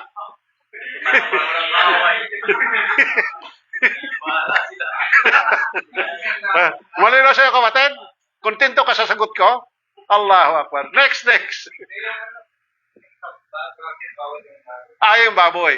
Ikaw ba'y kumakain ng baboy? Bakit hindi ba sinabi ni Padre na bawal? Wala sa Biblia? Leviticus 11:7 hanggang 8. Buksan mo Biblia mo. Buksan mo sa kay Mita. Si Mita, tanungin mo si Mita. Si Mita, matalino yan. Si Bita, AI Mita. Leviticus 11:7 hanggang 8, Deuteronomy 14:8, sabi ng Diyos, bawal hawakan. Hawakan pa lang ha, hindi pa kinakain, hawakan pa lang, bawal. Ipinagbabawal. Sa anong dahilan? Pinakamaruming hayop sa balat ng lupa ang baboy. Karumal-dumal ang ginamit sa Biblia. At pag sinabihan niya kita ang baboy mo, baka sapakin mo ako, di ba? Magagalit ka. Salita ko pa lamang, magagalit ka na. Pero pag kinakain mo, okay lang. Sa anong dahilan? Bakit tayo kumakain ng baboy? Kasi hindi sa atin itinuro ng ating mga mangangaral. Sa anong dahilan? Baka mayroon silang mga negosyo bago yan. Sa Islam, hindi pwede. Ang Muslim, kapag dinaya mo yan, at yan ay sinabi mo, hindi baboy, pinakain mo yan, pwede kang patayin o kay demanda. Sa mga Muslim, mahigpit yan ay pinagbabawal. Sapagkat yan ay hayop na yan na hindi karapat-dapat na kinakain. Hindi karapat-dapat na kinakain ng tao. Pagkain lamang yan, na hayop yan ang kumakain yan. Kaya kapatid, kung gusto mong sumunod sa batas ng Diyos, sa aral ng Islam ay kayo mag-aral. Basahin mong Quran, dyan lahat ang iyong kailangan bilang tao. Malinaw kapatid? Next. Ano pong ibig sabihin niya tungkol sa Muslim kay Papa? Yung hapmo na yan ay patungkol sa unang buwan, yung duklay. Paano lang yan? Hindi kasama, hindi walang connection sa relihiyong Islam yan. Palatandaan lang yan, na yan ay mosque or masjid. Kasi nung kanilang kapanahunan, yung sisilip, wala pa naman yung sisilip sila kung saan ang masjid. So, hindi nila malaman kung masjid yan o simbahan. So, kapag mayroong gano'n, alam nila na, simbahan. Ano lang yan, palatandaan kapatid? Walang connection yan sa mga Muslim na relihiyon nila. Kasi kung may connection, dapat katulad yan sa Kristyanismo, na may sa simbahan mo kapag walang krus sa loob, ibig sabihin, hindi ka pwede magdasal. Mayroon nagpakasabit sa leeg natin ng mga krus, sa sementeryo, sa mga tindahan. Sa Islam, wala. Kaya mapapansin mo sa loob ng masjid, wala ka makikita doon na buwan. Dapat kung halimbawa, konektado yan sa relihiyong Islam, dapat mayroon sa loob na nagpakaano ng mga buwan doon sa loob. Pero wala. Malinis sa loob ng masjid, kahit kayo pumasok, ay makikita ninyo ang nadodoon lahat mga books, mga Quran. Mga original na Quran. Allahu Akbar. Malinaw bro? Nabigyan ka na? Wala. Oh, next. Dito sa kanina pa ito nagtanong ka na kagabi? Hindi pa. Okay. Mayroon dito siyang tanong, bakit ang mga Muslim na babae nakatakip o nakabalot? Kapatid. Okay, bibigyan kita ng sample. Mayroon ako 2 kindi. Ngayon itong isa, babalatan ko. Itong isa, wala. Ihahagis ko sa lupa. Saan dadamputin mo doon? Yung nakabalot. Yung nakabalot sapagkat. Bakit? Malinis. Ganon kapatid, ang mga Muslim. Ang kababaihan ay, sila ay mga katulad ng rina. Bawal silang yung shake hands. Pero sa atin, kapatid, nagbiso-biso. Subhanallah. Satan, kapatid, sabi ng Propeta Muhammad SAW, isang lalaki at babae, pangatlo Satan. Kaya kinakailangan mag-ingat tayo sa tukso, kapatid. Pero amoy mo yung bangon ni sister. Ngayon, hanggat sa bahay mo, ang bangon ni sister. So lahat yung Satan, sabi mo, bakit hindi mo tingnan? Subukan mo, imbitahin. Hanggang sa dumating ang pagkakaroon ng pagkakasala. Nagtatali. Kaya sa ating mapapansin mo, napakarami ang mga single mother na hindi kasal. Parang ang praktisa na lang sa kanila ay ang pakikipagtalik. Sa Islam, no, kapatid. Hindi ka pwedeng makipagtalik sa babae nang hindi mo kasal. Kaya bawal ang ligaw-ligaw. Kaya kung meron ka na gusto na Muslim, puntahan mo yung magulang, gusto ko ang anak ninyo, pakasalan ko. Magbigay ka ng duri, kung magkano kaya mo. Hindi pwede sa atin palihim-lihim mo. Di tayo, punta tayo sa ganyan-ganyan. din na hindi sa Yung? hindi sila Islam kasi nga yung mga kapatid ang Muslim halimbawa di ba mga sakit Mapapansin ninyo ang babaeng Muslim, yung babaeng Muslimat at ang Muslima. Yan ay nakahijab, nakatakip. Sapagkat ang ating buhok, ang kababaihan, doon tayo na-abstract. Doon tayo nabibighani. So, halimbawa, babae, kahit anong ganda, tanggalan mo kayo ng buhok yan. Mabighani ka kaya doon? So, iniiwasan na, sa Islam ang makatukso sila sa ating kalalakihan. Sapagkat sa atin, dali ka sa atin yan. Ugali natin yan talaga, hindi tayo pwede baguhin ang ugali natin. Tayo ay madali na natutukso na bibighani. Di ba sa atin, pagtingin natin sa babae, saan tayo unang tingin natin? Sa mukha, pababa hanggang sa pumunta na doon sa hinuhubaran na natin yung babae. Likas na sa atin yan. Likas na sa atin yan. Kaya sa atin, kinakailangan ang kababaihan na mag-ingat. Sila ang mag-ingat para hindi tayo matukso. Sapagkat pag nagkakasala sila, kasama tayo nagkakasala. Okay, kapatid? Okay lang ba sa iyo yun? Malinaw na? Okay, next. Yes?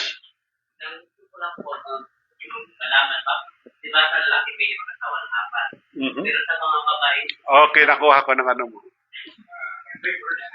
Okay. Sampul kita.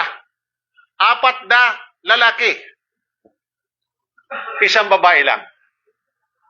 Ngayon, nagkaanak ito si babae. Lahat sa kanya, bumayo siya kanya. Sino ngayon ang tatay na kikilala ng bata? Ang Diyos natin, masyaallah. Napaka nun. Perfect.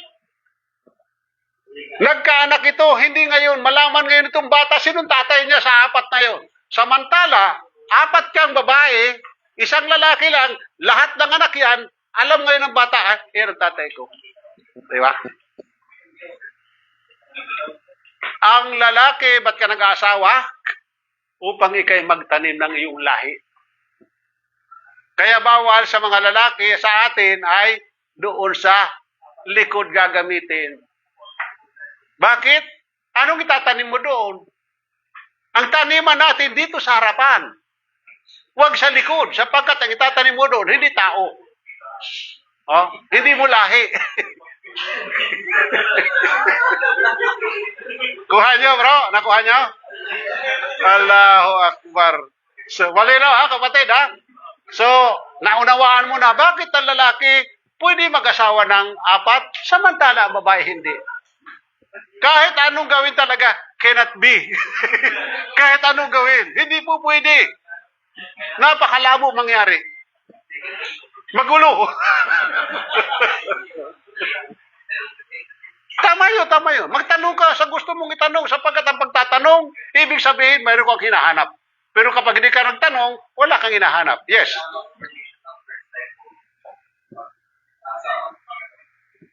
Pwedeng hindi, pwede kang humingi ng permiso. Kasi hindi papayag yung kapatid. Hindi papayag yun. Maniwala ka sa akin. Bakit? Nanuno pa rin kasi sa kababaihan ang kanilang selos. Sa anong dahilan?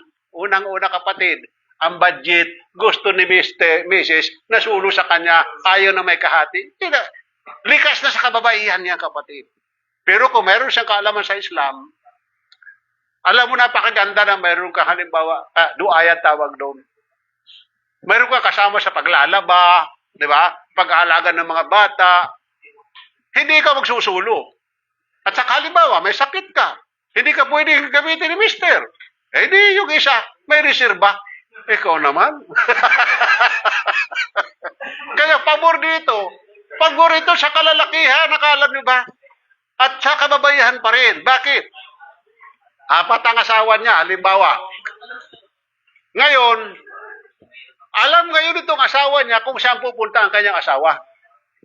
Nandoon sa akin, pangalawang sa isa ko, nakaduaya ko.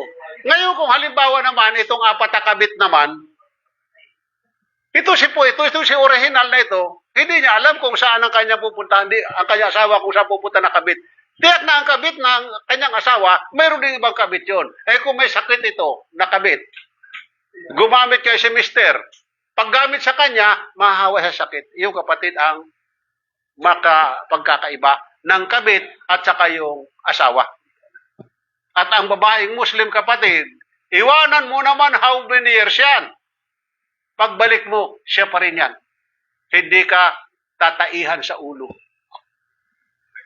Bakit? Sapagkat namumutawi lagi sa kanila yung takot kay Allah subhanahu wa ta'ala. Maliban na lang sa mga Muslim makakarag-karag, ha?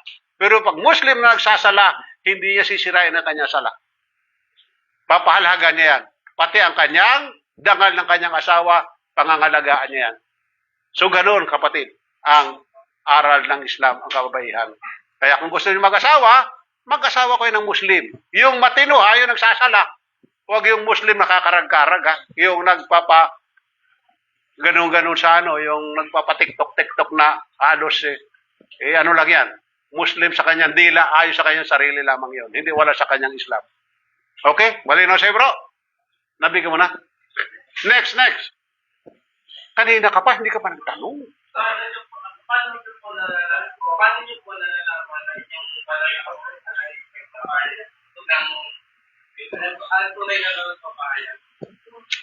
mismo nagsalita ang Allah subhanahu wa ta'ala sa banal na Quran. Dalital kitabu rabbi hudallil muttaqin. Ito ang aklat na walang pag-aalinlangan. Nagmula kay Allah. Ha?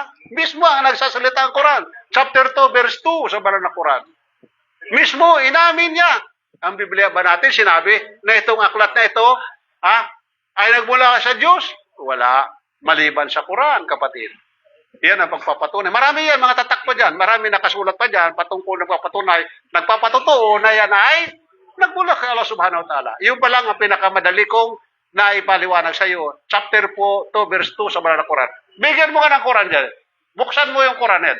Yan yung Quran. Yan. Chapter 2, verse 2. Andiyan yan. Basahin mo. Dalikal kitab la raiba fi hudal lil muttaqin.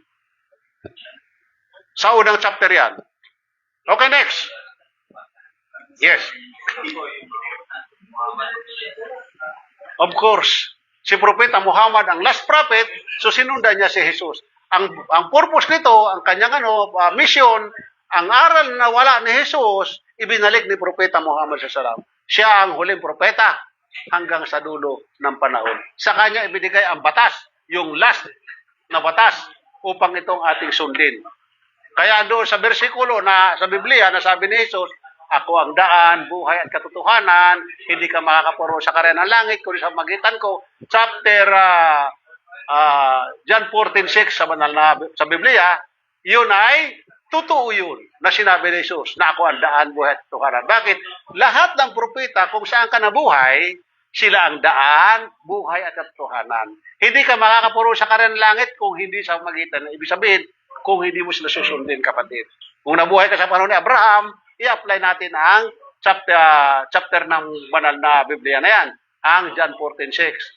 Kaso dito ka nabuhay sa panahon ni Propeta Muhammad sallallahu alaihi wasallam. Sa ayaw mo sa gusto, dito ka nasasakop sa kanyang panahon. Kaya kinakailangan mo sundin ang kanyang batas o kanyang aral sapagkat sa kanya ang daan, buhay at katotohanan. Hindi ka makapuro sa karyan ng langit kung hindi sa magitan kay Propeta Muhammad sa pagsunod mo sa kanyang mga aral at batas.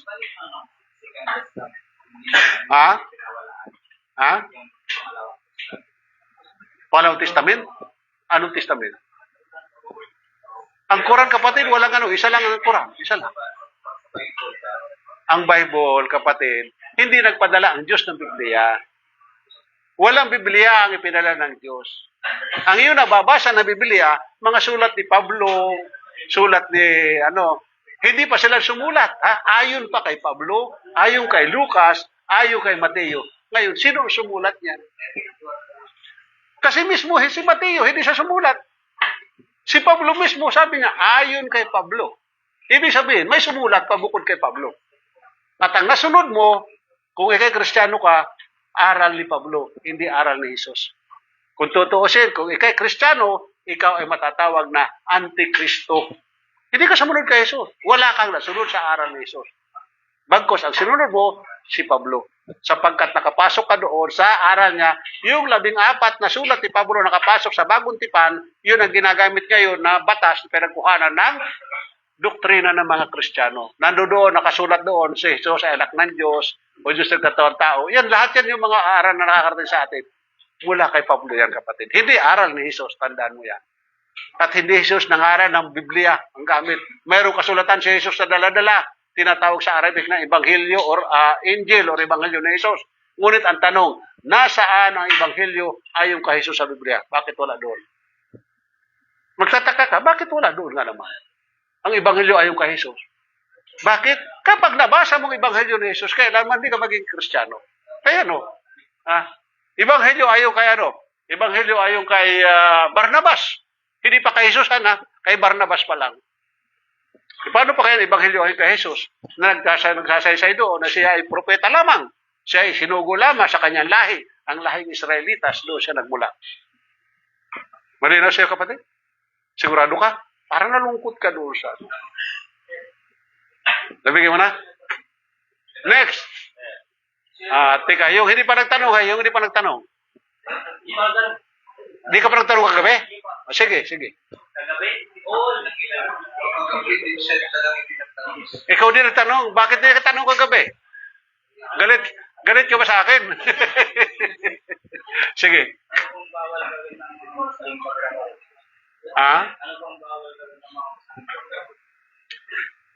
Ang bawal lahat yan. Ang bawal pagdating ng Ramadan, ipinagbabawal kumain ka sa public. Kapag pumain ka sa public, pwede kang i-deport, pwede kang hulihin, ikulong. Ibig sabihin yan, iniinsulto mo sila. Gumawa ka ng ano, kahit hindi ka Kristyan, kahit hindi ka Muslim, huwag kang kumain sa public. Hindi ka naman pinagbabawalan na hindi kumain. Kumain ka sa loob ng wala nakakita sa iyo. Insulto mo sa kanila kapag kumain ka sa public. At pangalawa, huwag ka makipag-usap sa babae, mga Arabo. Huwag kayo makipag-usap. Maliban na lang kung pag kinausap kayo. At huwag ka titig ng titig. Huwag ka titig ng titig sa kababaihan. Kung nakita ka magandang mamaya titig ka ng titig, madidimanda ka, kapatid, makukulong ka. Bakit? Ibig sabihin nun, naggagawa ka ng sarili mong imahinasyon. Bawal sa Islam. Kaya nga sila nagtatakip para hindi sila mabastos. Pagbabastos kasi yung kapatid. So marami kayo matututunan dito sa Islamic Center natin, mga bagay-bagay, dahil kayo dito mananatili sa sa bansa na ito ng mga ilang taon. At least, pag-uwi natin sa Pilipinas, mayroon tayong daladalang kaalaman na ating may babahagi sa ating mga mahal sa buhay. Yes. Kung sa Catholic, meron silang apat na angel, si Alatay meron din Catholic. Kapatid, ang Islam mayroong 6 na paniniwala. 6 na paniniwala, naniniwala ang mga Muslim kay Allah subhanahu wa ta'ala, at siya ay walang kahalintulan. Pangalawang paniniwala, ang mga Muslim naniniwala sa mga anghel. Hindi lamang 4. Napakarami ng mga anghel. May anghel dyan sa balikat mo. Ito sa kanan, ang sumusulat sa kanan ng iyong mabuting gawa. Dito naman sa kaliwa, ang sumusulat ng iyong masamang gawa. Mayroong anghel na tagapagdala ng mensahe mula sa Diyos. Ayun, si Anghel Gabriel. Mayroong anghel na tagakuha ng ating mga kaluluwa. Pag halimbawa nakatakda na tayo mamatay, yung anghel ng trabaho niyan. May anghel na bukas ng pintuan ng paraiso. May anghel taga-bukas ng pintuan ng impyerno, nagbabantay ng impyerno. May anghel na nagbitbit ng trono ng Diyos natin. Marami sila, kapatid. Sila ay mga nilikha mula saan? Mula sa liwanag. Walang ibang relihiyon nagsasabi noon na ang mga hinilikha mula sa liwanag. At sila ay walang kalayaan, di tulad natin na malaya tayo. Ayon sa ating gusto, susunod natin gusto natin. Pero sila wala. Kung ano lamang ang kailang tungkulin, siya lamang kailang ginagawa. At iba't iba sila alam mo ba kung anong size ng anghel, yung original na size? Sinabi ni Propeta Muhammad salam, mula sa kanyang earlobe hanggang sa kanyang balikat, lalakbay ng 700 years na paglalakbay ng isang manlalakbay. Gaano kalaki ang anghel? Sa atin, nagpakasabit lang sa mga Christmas tree. Ang original ng mga anghel, meron silang 700 ang kailang pakpak. Yung original tagabutbat ng trono ng Diyos, 700 mula sa kanyang earlobe, paglalakbayin. Ganong katindi, kapatid. Padal. Yes. Walaikum salam. Okay, bro? Pero wala ng mga Muslim yan. Marami sila, hindi lang 4. Marami ang Muslim. Marami ang mga anghel. Okay? Nabigyan mo na? Okay, next. Sino pa? Yes.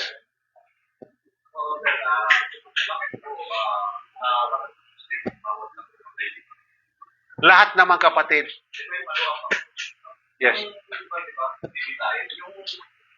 Okay. Itong batas na ito, kapatid, okay, naintindihan ko na.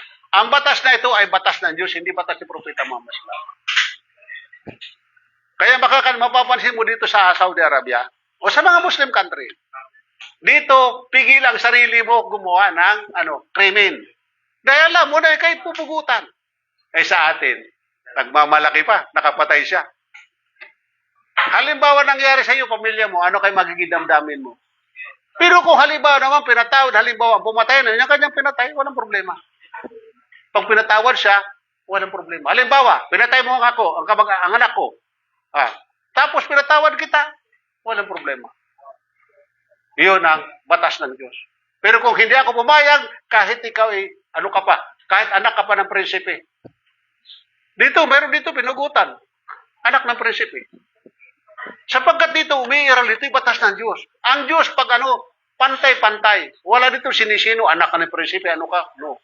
Dito, kapatid, ay ipapataw sa iyo ang batas ng mula kay Allah Subhanahu wa Ta'ala. Sa atin nga biruin mo, ang mga anak ng mga politiko, mga mayayaman, nakapatay ng rape, hindi malam na Bakit? Sapagkat mahirap tayo. Pag tayo gumagawa, nagnakaw ka ng mangga, kulong ka.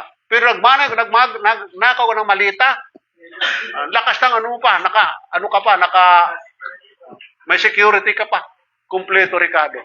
Kaya unfair sa atin ang batas, kapatid. Kaya kung ako lang masusunod, dapat ansundin sa atin ang batas ng Diyos. Yung nagnakaw ka, putulan ng kamay. Putol.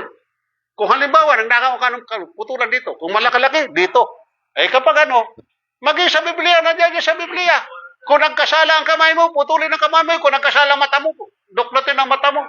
Batas ng Diyos ito, kapatid. Hindi lamang ito batas dito ng mga Muslim. Batas ng Diyos yan. Kailangan sundin natin. Dahil bakit? Kapag ginawa sa Pilipinas yan, makikita mo ang ating bansa uunlad. Bakit? Mawawala yung mga magnanakaw. Matatakot. Firing squad nga lang, problema. Bakit? Kasi nga, halos mauubos yung mga politiko na. Mamamatay lahat yung mapaparing squad lahat yan. Puro kasi mga magnanakaw. Yes. Aywa. Kasi, karamihan mga magnanakaw. Akin na to, namin bago. Aywa. Kalas. No problem. Okay, kapatid. Mali na sa inyo? Yes.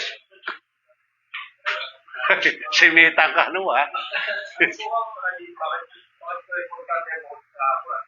Actually, itong hadith, ito ay, ang Quran natin, hindi pwede natin ng mga Muslim bilang Muslim mag-interpret. So si Propeta Muhammad Sallam, bawat bersikulo na yan, kanyang ipinaliwanag. At yun ang hadith na yan. At may mga gawain ni Propeta Muhammad Sallam, kung paano siya kumain, paano siya matulog, paano magtrabaho, paano magdasal. Lahat yun, yan tinatawag na hadith yan. Hiwalay yan sa Quran. Pero batas pa rin yan, mayroon yan batas.